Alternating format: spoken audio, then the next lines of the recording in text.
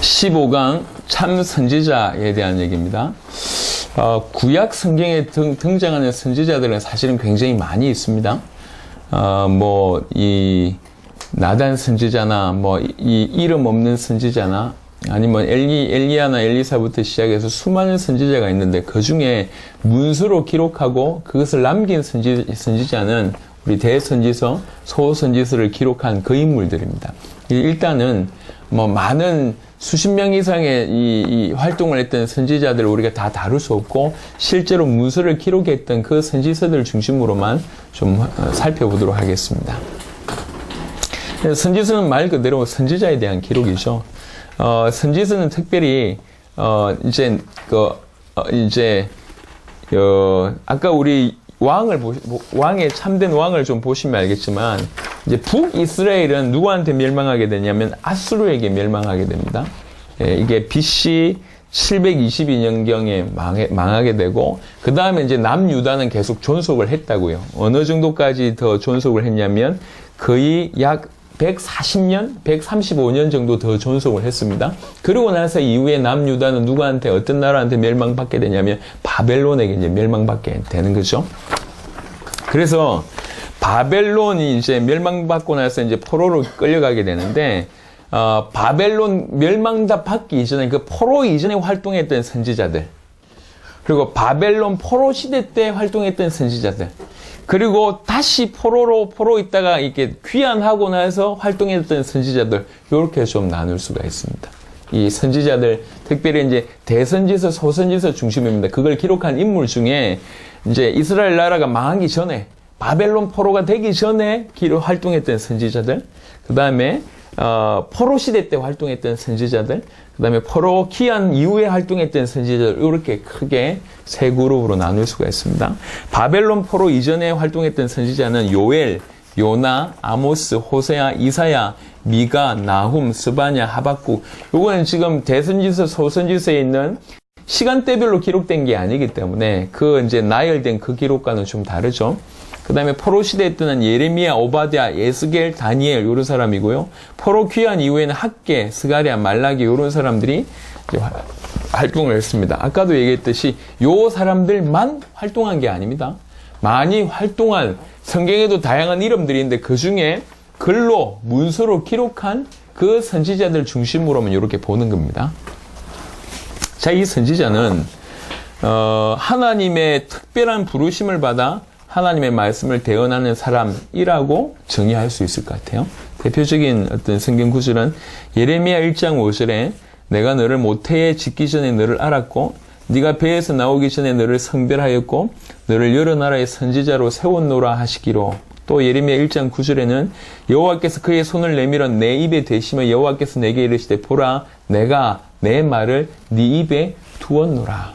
먼저 성별했고 내 말을 네 입에 두었다. 이런 사람이 선지자라는 거죠. 구약 성경에. 하나님의 특별하신 부르심을 받아서 하나님의 말씀을 대언하는 그 사람, 그게 선지자입니다. 요 선지자는 특별했어요. 특별히 하나님 보실 때도 아모스 3장 7절 같은 경우에는 주 여호와께서는 자기의 비밀을 그 종 선지자들에게 보이지 아니하시고는 결코 행하심이 없으시리라 라고 얘기합니다. 하나님이 당신이 일을 하시는 데는 선지자에게 알리고 그 일을 하신다는 거죠. 그래서 하나님에게 있어서 이 선지자는 특별한 사람이었고 그래서 하나님에게 있어서 선지자는 너무 귀한 분이었기 때문에 자기의 비밀을 그 선지자에게 알려놓고 그 다음에 행하신다. 이렇게 얘기하는 겁니다. 특별히 부름받은 것도 감사하고 그 하나님의 말씀을 그 입에 담은 것도 감사한데 하나님의 비밀을 알리심을 받는 그런 존재가 선지자예요. 참 특별한 존재였고 축복받은 존재였죠. 시편 105편 15절에 이르시기를 나의 기름 부은 자를 손대지 말며 나의 선지자들을 해하지 말라 하셨도다. 하나님께서 이 선지자들을 어떻게 생각하는지에 대해서 얘기하고 있습니다. 참 귀중한 존재였고 귀한 일을 했던 분들입니다. 이 선지자들이 부르심을 받고 하나님의 비밀을 알았지만 궁극적으로 해야 될 일은 뭐냐면 그 입에 담은 하나님의 말씀을 전달하는 거죠. 내가 내 말을 네 입에 두었다라고 얘기한 것은 그 말을 하라는 거잖아요. 그 말을 하는 사람이 선지자입니다. 이 선지자는 구약의 선지자의 모든 메시지를 정리해보면 한 요 정도의 메시지로 정리될 것 같습니다. 선지자들이 많은 메시지, 이사야부터 시작해서 수많은 메시지를 했잖아요. 그 메시지를 요약을 해보면 그 선지자들의 메시지는 대략 요 정도로 정리됩니다. 하나님 앞에 악을 자행하는 백성들에게 하나님의 진노가 있을 것이다. 고이 예언하는 겁니다. 니네 망한다. 바벨론 포로 전에 메시지들이 주로 이 얘기입니다. 니네 망한다. 그렇게 하나님 앞에 악을 행하면 니네 망한다. 망한다. 회개해라. 그리고 북이스라엘과 남유다의 잘못된 모습을 하나하나씩 경고합니다. 니네가 이러니까 망한다. 이렇게 하니까 망한다. 왜 하나님을 의지하지 않고 다른 나라를 의지하고 너희 선지자들, 너희 제사장들 왜 이렇게 하냐. 계속 구석구석 일어났던 부분들에 대해서 경고를 하는 역할을 이 선지자들이 합니다. 그리고 이 경고를 하는데 어떤 선지자들은 자신의 생활을 통해서 하나님의 뜻을 전달합니다. 요거요, 이건 어떤 면에서 우리가 한번 생각해 볼 필요가 있습니다. 앞으로 좀 폭을 넓혀서요. 이사야 같은 데 보면, 이사야 선지자를 하나님께서 이렇게 말로서 전달할 뿐만 아니라 어떤 부분들을 계속 요구하세요. 예를 들면 포로대에서 끌려가는 모습을 보여주기 위해서 이사야에게 이렇게 생활해. 옷을 벗고 생활해. 아니면 이렇게 생활해. 저렇게 생활해. 팔을 많은 부분들을 요구합니다. 그걸 예언하죠. 그 모습을 보여주는 거죠. 니네 곧 이렇게 돼. 요 얘기를 행동으로 하게 됩니다. 또 한 케이스는 어떤 케이스냐면 호세아 같은 케이스입니다.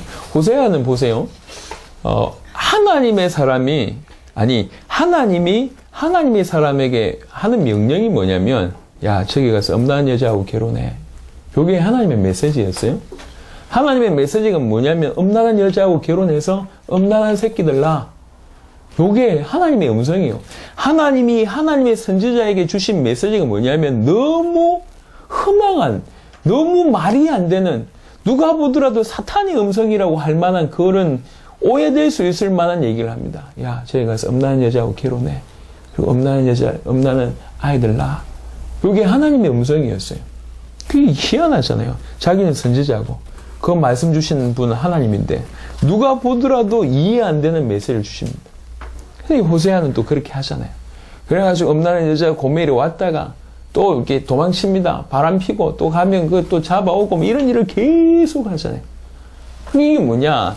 많은 사람들은 자기를 정결케 하고 성결케 하면서 입술로 하나님 말씀을 전하고 그리고 이 사람은 그 삶을 통해서 완전 이스라엘 백성이 나에게 이런 모습을 행했다라는 것을 아예 자기의 삶으로 보여주는 거예요.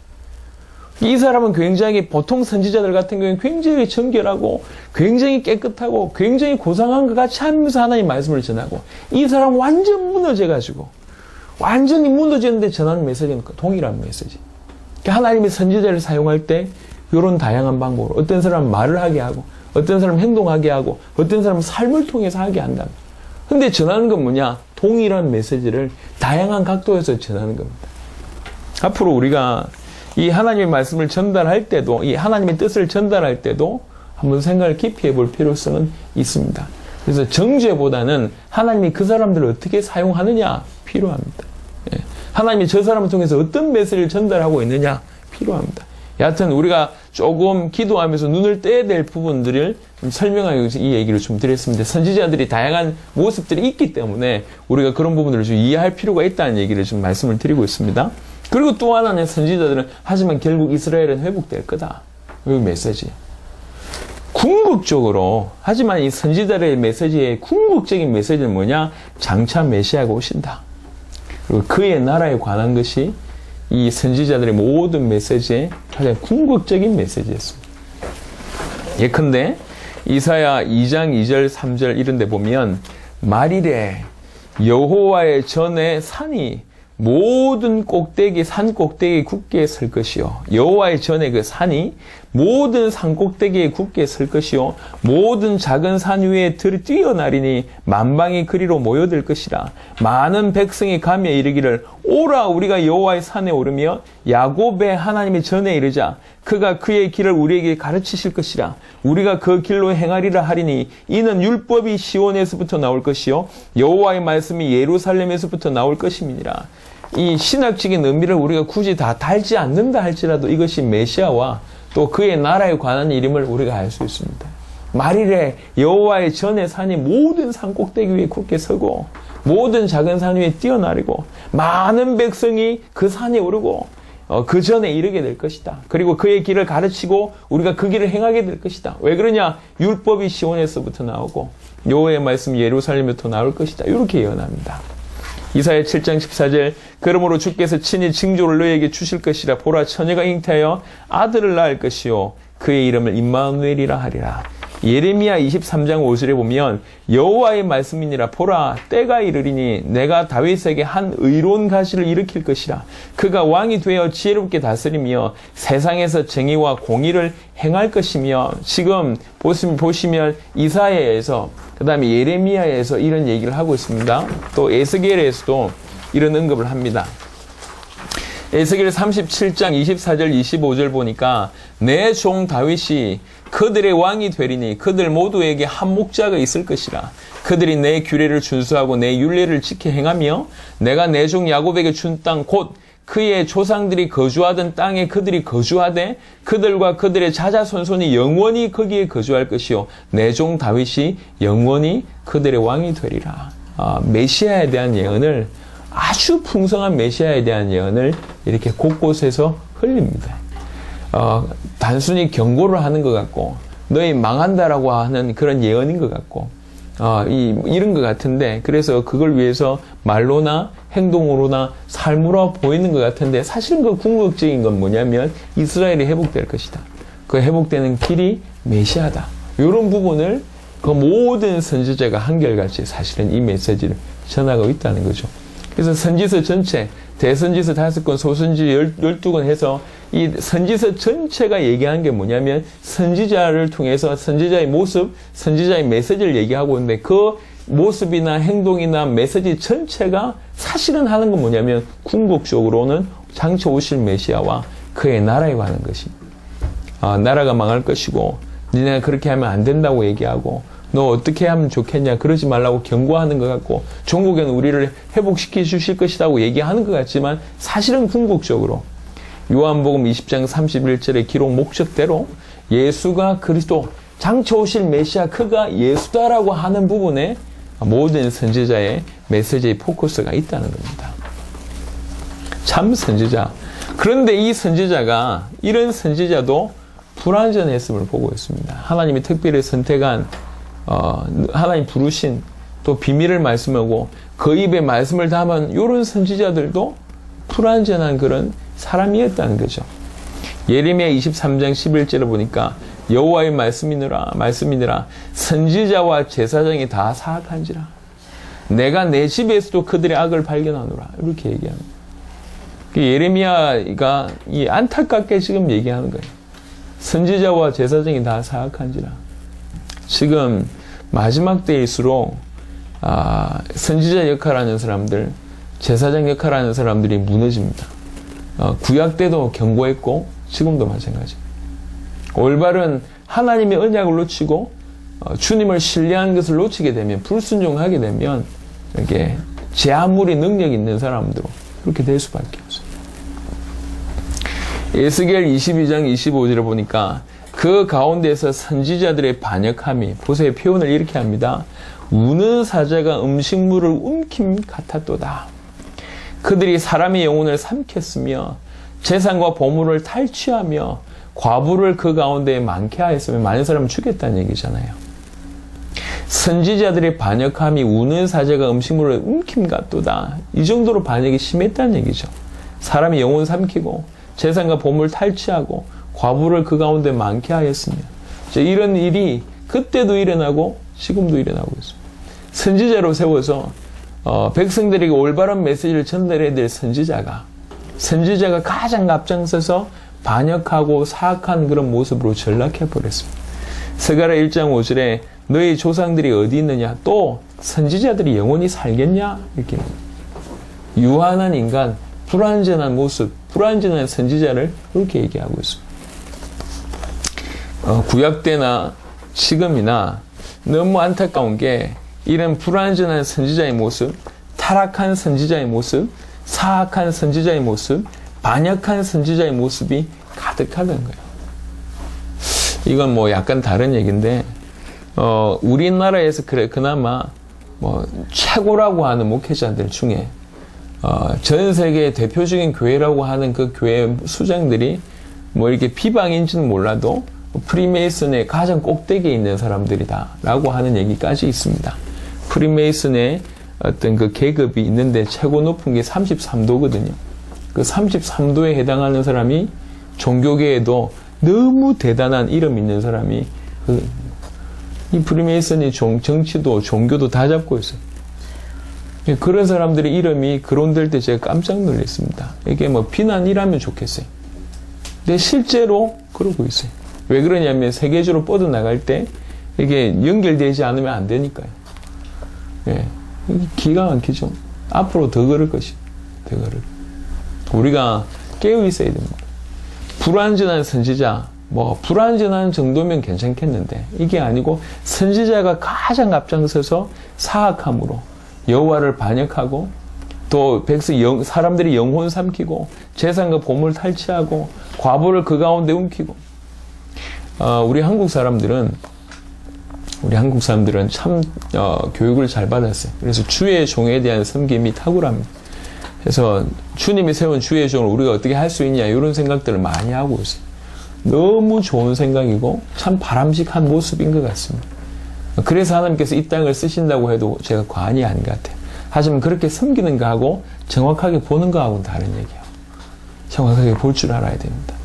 이스라엘 백성들이 망한 이유 중에 가장 첩경도 뭐냐면 선지자들이 거짓 예언을 하고 선지자들이 먼저 타락하고 선지자들이 이렇게 영혼을 삼키고 재산과 보물을 탈취하고 과부를 그 가운데 많이 두고 이런 모습들 때문에 모든 백성들이 선지자도 저런데 우리도 괜찮지 않냐 이런 거거든요.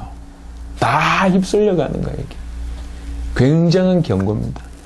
그래서 참 선지자가 필요하고 그 참 선지자를 가지고 참으로 그 선지자 역할을 하는 사람들이 이 시대에 너무 필요합니다.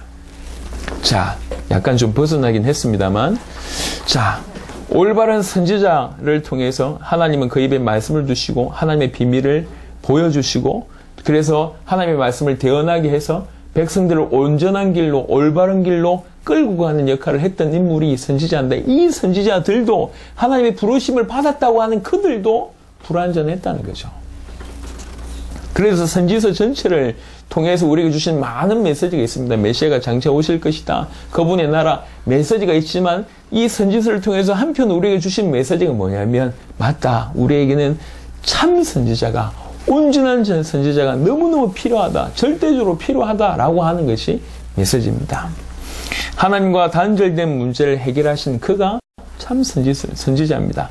이사야 7장 14절에 그러므로 주께서 친히 징조를 너에게 주실 것이라. 보라 처녀가 잉태하여 아들을 낳을 것이요 그의 이름을 임마누엘이라 하리라. 갈수록 임마누엘 하나님이 우리와 함께 하시다. 이게 너무 대단한 구절이라는 것을 너무 대단한 단어라는 걸 알게 됩니다. 그렇지. 왜 그 이름을 담아두셨을까? 하나님이 우리와 함께 해야지 우리가 살잖아요. 하나님과 함께하는 길을 여시려고 메시아가 이 땅에 올 거다. 이게 이사야 7장 14절의 예언의 핵심입니다. 그리고 모세도 이 선지자가 올 것이다 라고 예언합니다. 신명기 18장 15절에 보니까 네 하나님 여호와께서 너희 가운데 네 형제 중에서 너를 위하여 너희 가운데 네 형제 중에서 너를 위하여 나와 같은 선지자 하나를 일으키시리니 너희는 그의 말을 들을지니라. 이게 모세가 이 선지자에 대해서 예언을 한 겁니다. 메시아에 대한 예언이죠. 신명기에 이미 이런 얘기를 합니다. 사도행전 3장 22절에 모세가 말하되 이게 지금 베드로의 이 설교 이후에 또 이 3,000명이 돌아오고 그 다음에 사도행전 3장에 안전뱅이가 일어나니까 수많은 사람들이 몰려왔을 때 그들을 향해서 또 메시지를 하는 장면입니다. 그때 모세가 말하되 주 하나님이 너희를 위하여 너희 형제 가운데에서 나 같은 선지자 하나를 세울 것이 너희가 무엇이든지 그의 모든 말을 들을 것이다. 이 얘기하지 않았냐? 그 선지자가 이분이시다. 그 예언했던 모세가 예언했던 바로 그 선지자가 이분이다. 모세가 예언했던 그 선지자 그 메시아가 바로 예수다라고 하는 메시지를 하는 겁니다. 구약을 잘 알고 있잖아요. 잘 알고 있는 구약의 메시지를 들어서 딱 정확하게 메시지를 던집니다. 참 선지자. 누가 참 선지자냐? 요한복음 14장 6절에 예수께서 이르시되 내가 곧 길이요 진리요 생명이니 나로 말미암지 않고는 아버지께로 올 자가 없느니라. 아버지께로 올 수 있는 유일한 길, 생명, 진리는 예수입니다. 예수님 스스로 얘기했습니다. 내가 길이다. 아버지께로 올 수가 없다. 나로 말미암지 않고는. 내가 길이다. 예수가 길이고 참 선지자입니다. 히브리 10장 19절 20절에 보니까 그러므로 형제들아 우리가 예수의 피를 힘입어 성소에 들어갈 담력을 얻었나니 그 길은 우리를 위하여 휘장 가운데로 열어놓으신 새로운 살 길이요 휘장은 곧 그의 육체니라. 이 사건을 통해서 하나님 만난 길이 완전히 열려버립니다. 1년에 단 한 번 대속죄일의 모든 죄의 문제를 해결하고 대제사장이 하나님의 성소에 들어가서 지성소에 있는 언약궤 앞에 하나님을 만나는 일이 벌어지는데요. 자기의 죄나 백성의 죄가 해결되지 않으면 인생의 대표로 들어갔던 그 제사장은 죽을 수밖에 없어. 너무 위대한 일이고 너무 영광스러운 일이지만 가다가다가는 죽을 수밖에 없는 하나님을 만나러 나가는 것이 그런 거예요. 하나님을 만나러 가는. 예. 그 마지막 요즘에 어린 아이들이, 젊은 아이들이 가수 되겠다고 막 이렇게 어떤 아이들은 7년씩 5년씩 이렇게 연습을 해요. 또 노래 잘하고 춤 잘 추는 애들이 우리나라 그 이렇게 대표적인 그 큰 이 엔터테인먼트 회사에 가가지고 그렇게 연습을 합니다. 오랫동안 연습하고 나서 마지막 가수가 되냐, 가수가 되지 않느냐라고 하는 마지막 지금 이렇게 검증대에 올라간다고 생각해 보세요. 예. 그러니까 가수 되니 안 되니만 하더라도 막 이렇게 가슴이 떨리고 콩닥콩닥하고 이거 지난 7년의 시간을 보상받을 수 있냐 아니면 결국 헛수고했냐 이런 것들 때문에 얼마나 두렵고 떨림으로 그 자리에 삽니까? 노래 하나 하기 위해서라도. 인생의 대표로 또 영광스러운 하나님을 만나러 나가는 자리에 목숨을 담보하고 그게 나가야 된다. 두렵고 떨리는 자리죠. 근데 십자가에서 피 흘리는 그 순간에 이 모든 나아갈 수 있는 하나님께로 나아갈 수 있는 그 두꺼운 휘장이 찢어져 버렸어요. 위에서 아래로. 완전 찢어져 버렸습니다. 그 휘장은 자기의 육체였다. 자기의 육체를 찢으심으로 누구든지 성수에 하나님께 나아갈 수 있는 새로운 길을 열어버렸다. 그 새로운 길은 살 길이다. 새로운 길이면서 살 길을 그 휘장을 찢으심으로 자기 육체를 찢으심으로 열어버리셨다. 참 하나님을 만날 수 있는 선지자 역할을 감당하셨다. 누가 그 일을 감당하셨냐? 예수님이 십자가 부활로 그 일을 감당하셨다는 거죠. 요한복음 6장 14절에 그 사람들이 예수께서 행하신 이 표적을 보고 말하되 이는 참으로 세상에 오실 그 선지자라 하더라. 그 모세가 예언했던 그 선지자, 구약에서 예언했던 그 선지자 아니냐? 요한복음 7장 40절에 이 말씀을 들은 무리 중에서 어떤 사람은 이 사람이 참으로 그 선지자라 하며 메시아의 다른 표현입니다. 그 선지자다. 누가복음 7장 16절에 모든 사람이 두려워하며 하나님께 영광을 돌려 이르되 큰 선지자가 우리 가운데 일어나셨다 하고 또 하나님께서 자기 백성을 돌보셨다 하더라. 예수님은 우리 인생의 문제, 하나님과 단절된 문제를 영원히 완벽하게 단번에 해결하신 참 선지자고 모세가 예언한 참 선지자입니다. 자, 선지자를 다시 한번 좀 정리하도록 하겠습니다. 구약의 모세오경은 주로 제사장을 얘기하고 역사서는 주로 왕을 얘기하고 선지서는 주로 선지자를 얘기합니다. 이 선지자는 기본적으로 하나님의 선지자는 하나님의 특별히 성별하고 구별해서 뽑은 사람이고 그 선지자의 입에 하나님의 말씀을 담아뒀어요. 그리고 아모스 같은 데 보면 하나님의 비밀을 선지자들에게 먼저 알리시고 모든 일을 행했습니다. 그리고 이 선지자는 그 입술을 담아서 백성들에게 말로서 대부분은 말로서 전달하기도 하고 특별히 이사야 같은 몇몇 사람은 행동하기도 합니다.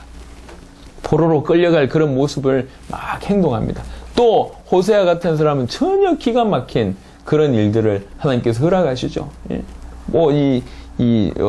음란한 여자한테 가서 결혼해서 음란한 여자를 낳아라. 이해 안 되는 메시지를 합니다. 그런 삶을 살아요. 그러니까 주변 모든 사람들이 볼 때 기가 막히거든.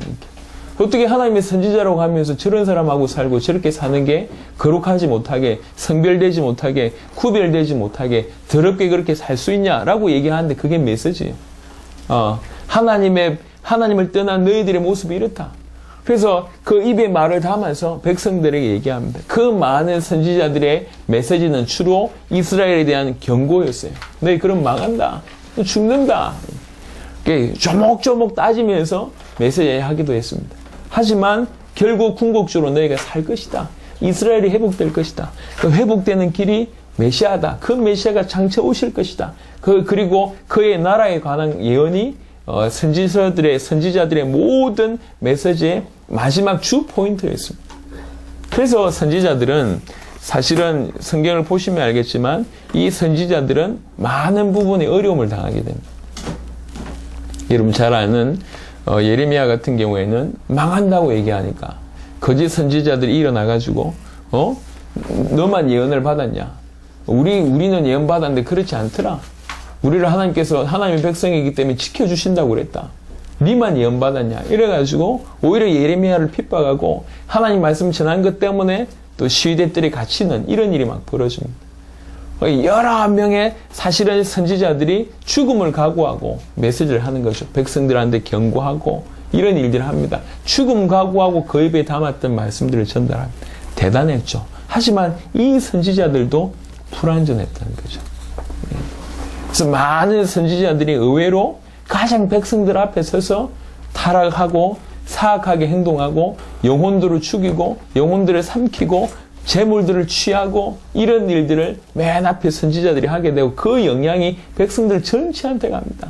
선지자들이 저러는데 저렇게 하는데 우리는 뭐 당연하지 않냐 이래가지고 사회 전체가 완전히 나락으로 떨어지는 일을 보게 됩니다. 그래서 선지서에 주로 많은 선지서에도 보면 이 선지자들의 타락, 제사장들의 타락 이런 부분들을 많이 다루고 있습니다. 그래서 뭐가 필요하냐? 어떤 분이 필요하냐? 정말로 참된 선지자, 올바른 선지자가 필요하다. 그 선지자가 정말로 하나님과 단절된 모든 문제를 해결하고 하나님 만나는 길을 완벽하게 여셔야 된다. 그 선지자가 필요하다. 그래서 기다리고 있었던 겁니다. 주님이 십자가와 부활로 인간의 모든 문제를 영원히 단번에 해결하신 참 선지자가 되셨습니다. 오늘 이 참 선지자 되신 또 그리스도 예수에 대해서 여러분들의 눈 열리시기를 그리스도 예수 이름으로 축원합니다. 아멘.